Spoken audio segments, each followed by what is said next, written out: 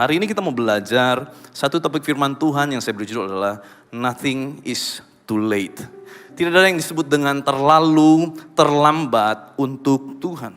Tidak ada yang terlambat untuk Tuhan bekerja. Saudara, kita mau lihat satu kisah di mana pada saat itu Tuhan mengajak murid-muridnya dan juga Tuhan mengajar murid-muridnya pada saat itu dengan sebuah peristiwa yang terjadi pada Yohanes pasal 6 ayat 16 sampai 21. Yohanes pasal 6 ayat 16 sampai 21. Dan ketika hari sudah mulai malam, murid-murid Yesus pergi ke danau lalu naik ke perahu dan menyeberang ke Kapernaum. Saudara perhatikan kata Kapernaum. Bersama dengan saya katakan 3, 2, 1, Kapernaum. Ketika hari sudah gelap, Yesus belum juga datang mendapatkan mereka. Sedang laut bergelora karena angin kencang. Sesudah mereka mendayung kira-kira 2-3 mil jauhnya, kurang lebih ini adalah 4 kilometer saudara ya.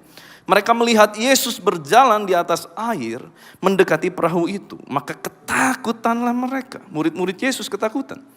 Tetapi Yesus berkata kepada mereka, "Aku ini, jangan takut." Mereka mau menaikkan dia ke dalam perahu. Dan seketika, sama-sama dengan saya katakan seketika, 3, 2, 1. Seketika juga perahu itu sampai ke pantai yang mereka tujui. Saudara, ayat yang sama, kisah yang sama dicatat di dalam kitab Markus pasal 6 ayat yang ke-45. Menarik sekali, ternyata ada sesuatu yang di luar instruksi dilakukan oleh murid-murid Yesus. Apakah itu? Markus 6 ayat 45 dikatakan sesudah Yesus memberi makan 5.000 orang, Yesus segera memerintahkan murid-muridnya naik ke perahu dan berangkat lebih dulu ke seberang, ke Betsaida. Sementara itu ia menyuruh orang banyak pulang. Saudara, kisah yang sama, the same story. Tetapi different destination. Ada sebuah tujuan yang berbeda. Di mana Tuhan Yesus waktu itu di kitab Markus dikatakan dengan jelas, Yesus menyuruh murid-muridnya pergilah ke Betsaida. Tetapi waktu kita baca di kitab Yohanes tadi, mereka ternyata sedang menuju kemana? Kemana saudara? Kapernaum. Menarik ya? Yesus suruh pergi murid-murid ke Betsaida. Nanti aku nyusul. Tapi apa yang dilakukan murid-murid? Dia nggak ke Betsaida, tetapi dia menuju ke Kapernaum. Saudara, Betsaida itu artinya adalah rumah nelayan. Betsaida artinya adalah rumah nelayan. Kalau kita ingat kata rumah nelayan, kita akan teringat kembali kepada panggilan pertama dari Tuhan Yesus kepada murid-muridnya. Yesus rindu sebetulnya membawa mereka dari penjala ikan menjadi penjala manusia. Pemberita Injil, membawa jiwa-jiwa masuk di dalam kerajaan surga. Yesus rindu melihat Anda dan saya, bukan cuma dimuridkan, tetapi juga memuridkan. Kita memberitakan Injil menjadi saksi Kristus. Tuhan rindu mengingatkan mereka kembali tentang panggilan mereka waktu Yesus mengajak mereka ke Betsaida. Tetapi apa yang terjadi? Justru murid-murid lebih memilih untuk pergi ke Kapernaum. Saudara, Kapernaum punya arti adalah desa kenyamanan. Kata Kapernaum, saudara, itu terdiri dari 2 suku kata Ibrani, Kafar dan Nahum. Kafar dan Nahum. Kafar itu artinya desa yang bertembok. Kafar artinya desa yang bertembok. Beth juga rumah atau desa. Tapi Beth itu lebih kepada desa kecil, saudara ya, tidak bertembok. Tapi Kafar itu juga desa, tapi desa yang bertembok. Ada sebuah benteng pertahanan. Dan Nahum itu artinya adalah nyaman. Nah saudara, menarik sekali, waktu saya gali kata Nahum, Alkitab mencatat Nahum, arti dari bahasa Nahum, dasar katanya adalah Naham. Dan arti dari Naham adalah artinya berbalik, bertobat. Saudara dengar ini, kalau saudara mau hidup dalam kenyamanan, saudara gak bisa mengandalkan tembok yang begitu besar yang saudara pikir itu bisa melindungi Anda. Tetapi kenyamanan yang sejati, Naham artinya adalah waktu kita berbalik dan kita bertobat. Saudara, engkau bisa saja mencari yang namanya kenyamanan-kenyamanan di dalam dunia ini. Tapi saudara tidak akan temukan kenyamanan yang sejati. Sampai kita mengerti bahwa kenyamanan yang sejati hanya ada waktu apa? Waktu kita berbalik dan bertobat kepada Tuhan. Yang menangkap boleh katakan amin. Nah saudara, kita lihat ada petanya saudara ya. Secara singkat. Ini kurang lebih gambarnya saudara. Kalau saudara lihat ada titik biru ya. Kita lihat dari gambar paling kiri saudara. Nah titik biru yang pertama itu adalah Bethsaida. Tempat di mana Tuhan Yesus menyuruh murid-murid pergi ke Bethsaida. Tapi apa yang terjadi di gambar kedua itu adalah titik biru yang menyatakan Kafarnaum. Justru mereka menuju kepada Kafarnaum. Mereka lebih mencari yang nyaman, yang lebih mudah, the easy way. Tuhan, keadaan lagi gak kondusif. Keadaan lagi kurang seperti yang kita harapkan. Sudahlah, jangan bawa kita terlalu jauh. Bethsaida terlalu jauh, sudah kita ke Kafarnaum aja. Tempat yang nyaman Tuhan. Tempat yang aman Tuhan. Mereka berpikir di Kafarnaum mereka menemukan yang namanya keamanan, ketenangan. Tapi yang terjadi, badai datang, perahu mereka digoncang. Tapi apa yang terjadi waktu mereka mau memasukkan Yesus ke dalam perahu. Alkitab mencatat tadi ya. Waktu mereka mau memasukkan Yesus ke dalam perahu, tiba-tiba, sama dengan saya katakan tiba-tiba. Belum semua, sama dengan saya katakan tiba-tiba. Tiba-tiba perahu yang mereka tuju sampai di tujuan. Alkitab mencatat. Pertanyaan saya, tujuan yang mana? Bethsaida kah? Kafarnaum kah? Alkitab mencatat. Tempat yang dituju sama perahu itu seketika. Ternyata bukan Kafarnaum, bukan Bethsaida. Tapi mereka ada di Genesaret. Menarik ya. Kita belajar firman Tuhan. Saudara, Genesaret artinya adalah the harp. Harpa. Nah saudara, orang Irlandia, negara Irlandia menjadikan harpa sebagai lambang negara. Saudara bisa search ini. Dan sebagai simbol kerajaan. Yang berarti apa? Senar-senar harpa adalah lambang dari tangan-tangannya raja yang melayani. Wow.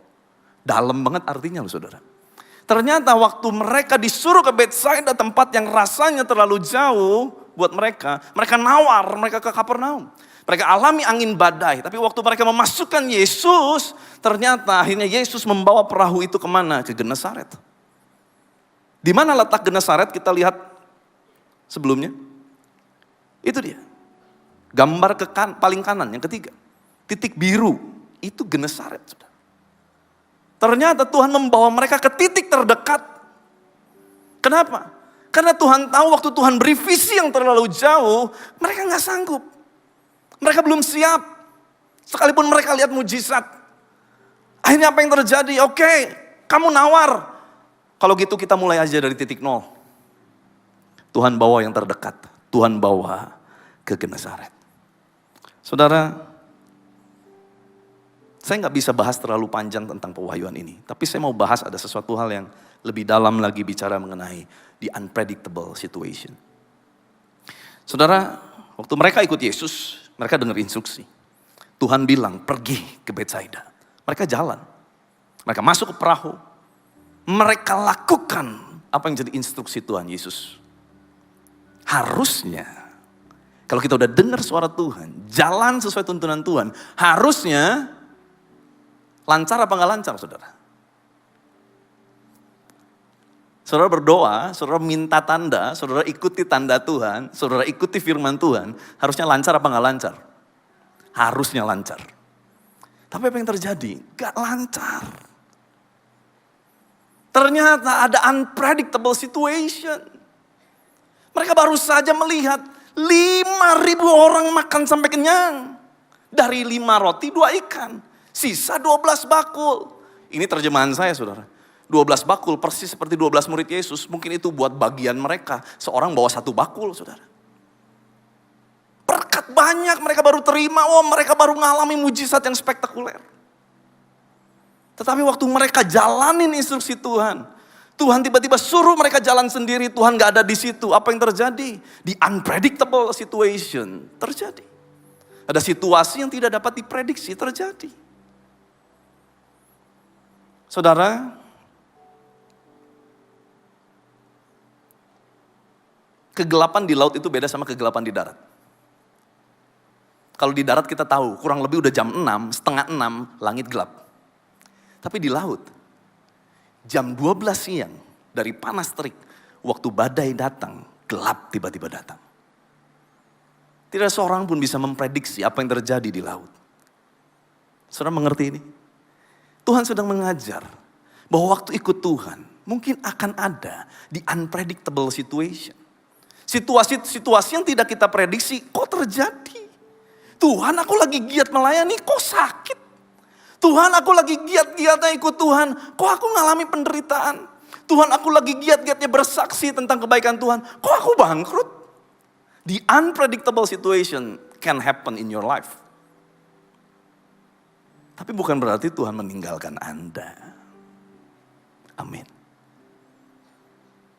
Jangan selalu jadikan bahwa keadaan yang baik, keadaan yang nyaman menjadi satu-satunya tanda bahwa Tuhan bekerja. No. Justru di dalam badai pun Tuhan tetap bisa bekerja. Mungkin kau hari ini ada di dalam badai dalam kehidupanmu. Tapi dengar saudara, di dalam badai kuasa Tuhan tidak berkurang. Kuasa Tuhan tetap sama. Dia dapat memulihkan, dia dapat menolong, dia dapat menyembuhkan Anda. Saudara, ikut Yesus tidak menghilangkan realitas bahwa gelap pasti akan datang. Saudara, ikut Yesus, dengar, kita tidak bisa melepaskan diri dari yang namanya realitas dunia. Di mana dunia mengalami kehancuran, ya kita pun pasti ada di dalamnya. Tetapi saudara, waktu kita mau masuk di dalam tuntunan Tuhan, sekalipun realitas dunia ini datang kepada kita, dengar ini saudara.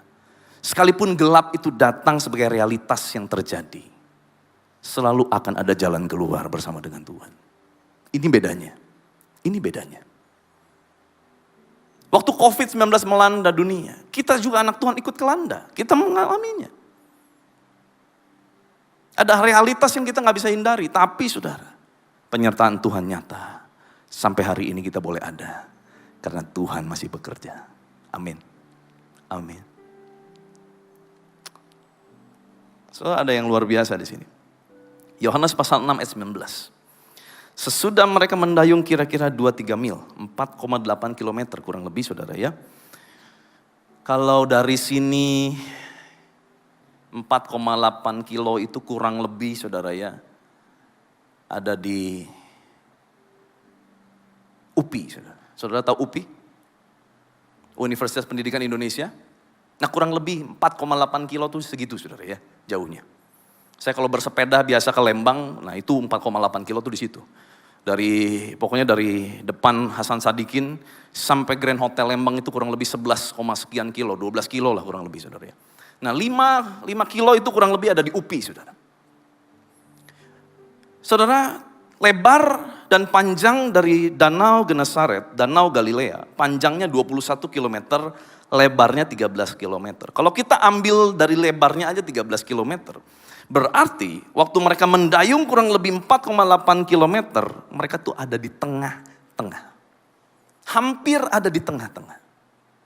Dan apa yang terjadi? Sesudah mereka mendayung itu, mereka melihat Yesus berjalan di atas air mendekat perahu itu, maka ketakutanlah mereka. Saudara, mungkin ini yang sedang terjadi. Engkau sedang mendayung perahu hidupmu dengan demikian payah. Karena ada angin, ada badai yang datang silih berganti. Dan sekarang kau ada di tengah-tengah. Waktu engkau menyadarinya, engkau seperti perahu yang ada di gambar ini, saudara. Engkau ada di tengah-tengah. Awan gelap mulai datang, badai datang. Engkau menyadari dirimu bahwa engkau ada di tengah-tengah. Engkau merasa mau maju, engkau salah, mau mundur sudah terlambat. It's too late. Mungkin ini bicara mengenai apa? Bisnismu yang kau jalani, yang udah engkau bangun susah payah. Maju gak bisa, mundur udah terlalu jauh. Tapi mau sampai tujuan gak jelas. Engkau bersusah payah mendayung, tidak ada 1 inci pun maju.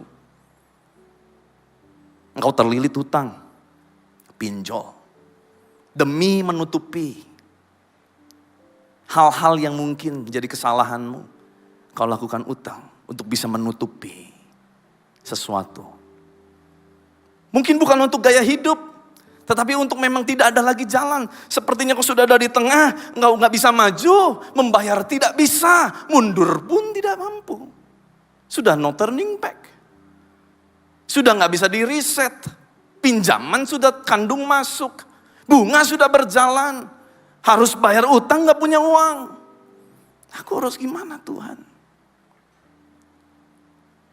Mungkin ini keadaanmu. Maju engkau sudah tidak mampu. Tidak ada lagi kekuatan. Mundur sudah terlalu jauh. Engkau ada di tengah-tengah, you're in the middle in nowhere. Engkau sendiri gak tahu engkau ada di mana. Engkau sendiri gak tahu apa yang sedang kau kerjakan. Engkau cuma pokoknya berusaha untuk bertahan hidup aja. Bahumu sudah begitu berat, rasanya udah gak bisa apa-apa. Udah gak jelas harus ngapain. Ya udahlah pokoknya apapun saya kerjakan. Ibarat seperti ikan yang sudah semaput mencari nafas. Yang penting bisa mangap-mangap deh Pak. Yang penting saya masih bisa bernafas. Kau udah lelah. Sepertinya kehidupan sedang menghimpit engkau dengan luar biasa.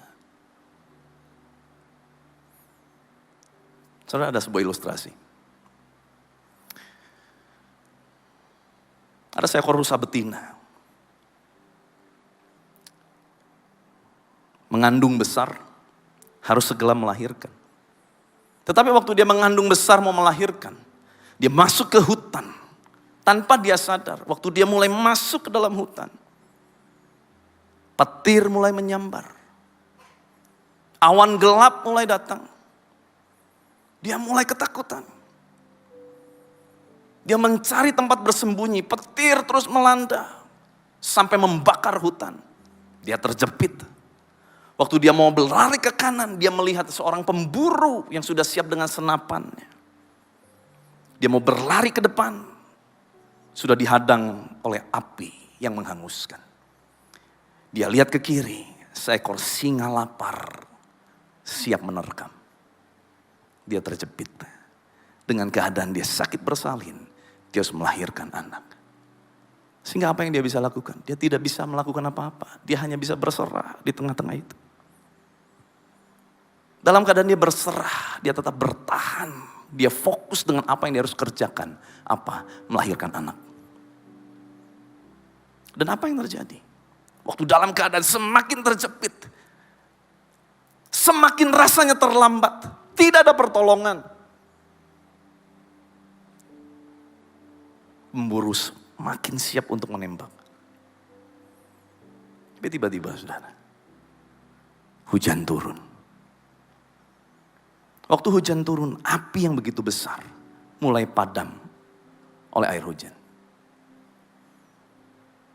Waktu petir terus menyambar bersama dengan air hujan. Penglihatan sang pemburu kabur waktu dia menembakkan senapannya.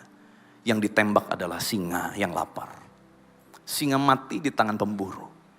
Hujan deras turun, pemburu mencari tempat berteduh. Apa yang terjadi dengan rusa betina ini? Dia tetap melahirkan anaknya. Dan keadaan menjadi baik-baik saja. Saudara, kita ini lebih dari rusa betina dalam cerita ini. Kita adalah anak kesayangan Tuhan. Saudara dengar ini. Waktu murid-murid itu berkata, mereka mau, baru mau. Saudara. Belum dilakukan, baru mau. Dengan saya katakan baru mau. Belum semua, baru mau. Baru mau, Tuhan bawa mereka sampai di daratan. Tuhan selamatkan mereka, baru mau. Saudara penting kalimat ini, baru mau. Saudara mungkin sedang tergerak untuk menabur, baru mau. Saudara memutuskan untuk, ya oke lah aku akan nabur. Baru mau, tiba-tiba Tuhan berkati engkau berlipat kali ganda. Itu sering terjadi dalam hidup saya. Baru mau. Belum benar-benar dikeluarin uangnya. Tuhan berkati. Baru mau ngampuni Pak, baru mau ngampuni. Pemulihan terjadi. Baru mau sungguh-sungguh Pak. Udah gak mau lagi bisnis yang ngaco-ngaco. Baru mau Pak. Tuhan buka bisnis yang baru. Loh ini bisa terjadi saudara. Ini kisahnya kok. Baru mau mereka memasukkan Yesus. Saudara baru mau itu penting. Karena memang kita gak mampu. Tapi yang kita perlu adalah kita mau. Ikut Tuhan seringkali kita gak mampu kok saudara. Hitung-hitungan ikut Tuhan tuh seringkali nggak cocok sama hitungan matematik kita. Nggak mampu. Otak kita ini terbatas sekali. Tetapi kuncinya kita mau. Saudara, apa yang sudah Tuhan taruh di dalam hatimu? Jangan tahan. Saya nggak tahu apa. Ada saudara mungkin yang sedang tertemplak dengan khotbah ini. Tapi dengar, waktu engkau mau memutuskan hari ini, ya Tuhan, aku mau. Kau lihat perubahan akan terjadi dalam hidupmu. Nothing is too late for God. Tetapi ia berkata kepada mereka, Yesus berkata, aku ini jangan takut. Mereka mau menaikkan dia ke dalam perahu dan seketika juga perahu itu sampai ke pantai yang mereka tujui. Aku ini jangan takut. Saudara, kata aku ini jangan takut. Menggunakan bahasa Yunani, phobeo. Jangan takut. Phobeo. Saudara, orang wajar untuk takut. Memulai hal yang baru, ikut Tuhan, tidak punya pengalaman, kita alami takut. Wajar. Tetapi saudara, kata phobeo yang dicatat dalam bahasa Yunani di situ menggunakan tenses. Present imperatif. Pobeiste, present imperatif. Yang artinya sekarang dan terus menerus. Sekarang dan terus menerus. Apa maksudnya saudara? Alkitab ini luar biasa waktu kita gali kata demi kata. Kita akan temukan mutiara yang luar biasa saudara. Artinya apa saudara? Untuk kita bisa alami jangan takut, itu membutuhkan sebuah habit. Sama dengan saya katakan habit. Ada sebuah kebiasaan yang kita harus bangun hari lepas hari. Saya nggak tahu mungkin saudara sedang dilanda dengan namanya ketakutan. Takut akan masa depan, takut akan pekerjaan, takut akan promosi, takut akan apa lagi? Keturunan, takut banyak hal. Tetapi hari ini Tuhan mau ngajar kita. Kalau kita mau lepas dari segala ketakutan, kita ini harus membiasakan diri hidup ikut Tuhan. Percaya sama Tuhan. Saudara, murid-murid Yesus aja yang udah lama bareng-bareng Yesus bisa gak kenal Yesus. Sampai mereka bilang itu hantu. Saudara, waktu Tuhan datang dalam hidupanmu mau membawa mujizat. Yang kita lihat ini apa? Kita lihat itu Tuhan apa itu hantu? Kalau salah lihat kita bisa bilang itu hantu. Oh ini bukan cara Tuhan. Kalau cara Tuhan gak begini. Ya berarti kan cara hantu. Berapa banyak di antara kita yang kita kenal Tuhan sih. Tapi waktu Tuhan bekerja tidak dengan cara kita. Waktu yang tadi ya. Udah ikut Tuhan Pak. Udah doa loh. Kok badai? Gak sesuai. Tapi ternyata di sana Tuhan ada. Dan ternyata itulah cara Tuhan mengajar kita. Halo? Halo. Berhenti mendikte Tuhan dengan apa yang menurut kita benar. Tuhan tidak terselami. Saudara, the key to come back. Kuncinya ini saudara. The key to come back. Kuncinya ini. Waktu mereka bilang, aku mau. Terjadi. Saudara, saya closing dengan summary ya. Peta perjalanan Yesus di kisah ini. Setelah peristiwa 5.000 orang diberi makan, Yesus menyuruh murid duluan ke Betsaida. Murid malah pergi ke Kapernaum. Ya, Tuhan mau mereka ingat kembali panggilan mereka. Ternyata murid-murid lebih memilih sesuatu yang nyaman. Tetapi kena angin dan laut bergelora. Lalu Yesus berjalan di atas air, angin pun reda. Waktu Yesus mau dimasukkan ke perahu, perahu mereka sudah ada di tepi. Di manakah mereka? Genesaret. Ya. Di Genesaret ternyata mereka banyak melihat karya Yesus. Setelah dari Genesaret lewat darat, akhirnya mereka dari Genesaret, mereka tetap jalan ke Kapernaum sudah. Tetapi lewat darat. Dan apa yang terjadi? Saudara dengar ini. Kenapa Tuhan gak izinkan mereka ke Kapernaum? Ternyata di Kapernaum, waktu Yesus bicara hal yang keras tentang ikut Yesus itu bukan mudah, tetapi sulit. Alkitab mencatat, banyak sekali dari murid-murid Yesus meninggalkan Yesus di Kapernaum. Pay attention.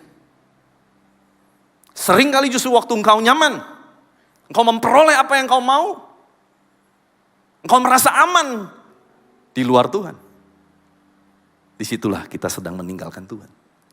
Karena di Kapernaum banyak sekali yang katanya desa nyaman, justru banyak sekali murid Yesus meninggalkan Yesus. Dari Galilea Yesus ke Tirus dan Sidon. Di situ Yesus menyembuhkan anak perempuan Sirofenisia. Lalu Yesus ke Dekapolis, ya ke 7 kota, Deka 7, Polis kota, dan membuat mujizat 4.000 orang makan sampai kenyang. Melalui jalur darat, jalur laut ke Magadan, lalu ke Betsaida. Akhirnya mereka ke Betsaida juga, saudara. Tetapi yang paling penting intinya adalah di sini ya. Ada di Markus 8 ayat 27 sampai 37. Markus 8, 27, 37. Apa yang dibahas Yesus setelah mereka sampai di Betsaida? Ini yang Yesus bahas. Penderitaan, salib, kematian Yesus. Ternyata untuk bisa mendapatkan visi di mana Tuhan bicara di Betsaida tentang penderitaan, kematian. Ini gak mudah. Tuhan harus membawa mereka dari visi yang kecil, visi yang sederhana. Mereka harus lihat dulu mujizat, mereka lihat lagi mujizat, mereka lihat lagi mujizat. Sampai di satu titik baru Tuhan bisa bicara. Bahwa tujuan Mesias datang bukan mujizat, tujuan Mesias datang untuk mati di kayu salib. Dan itu perlu perjalanan dengan Tuhan. Saudara, kenapa hari-hari ini kita perlu perjumpaan yang otentik dengan Tuhan? Karena perjalanan kehidupan kita di depan semakin tidak mudah. Kita perlu setiap hari kita kuat. Bahwa pada akhirnya, kalaupun penderitaan, badai, datang silih berganti, kita akan tetap pegang Yesus. Sekali Yesus, selamanya Yesus. Sekalipun gak sembuh, sekalipun gak pulih, sekalipun belum ditolong, sekali Yesus, tetap Yesus. Yang mau dengan saya katakan amin. Apapun keadaanmu. Memang it takes time. Untuk Yesus bisa membawa mereka ke Betsaida bicara tentang matinya Mesias di kayu salib. Takes time. Karena itu gak sesuai dengan harapan mereka. Karena mereka masih berharap Mesias itu hidup selama-lamanya. Membawa keselamatan, membawa kemerdekaan buat orang Israel dari penjajahan orang Roma. Tapi nyatanya tidak. Nyatanya kedatangan Mesias untuk mati di kayu salib. Ada the greater purpose, ada purpose yang lebih besar. Yaitu Tuhan mau menyelamatkan seluruh umat manusia melalui kematiannya di kayu salib. Saudara, saya tidak perpanjang firman Tuhan. Saya berdoa. Biar hikmat Tuhan, pewahyuan dan pengurapan Tuhan yang bicara kepada setiap pribadi lepas pribadi di tempat ini. Saya berdoa sungguh-sungguh saudara ngalamin Tuhan dalam setiap firman yang dilepaskan.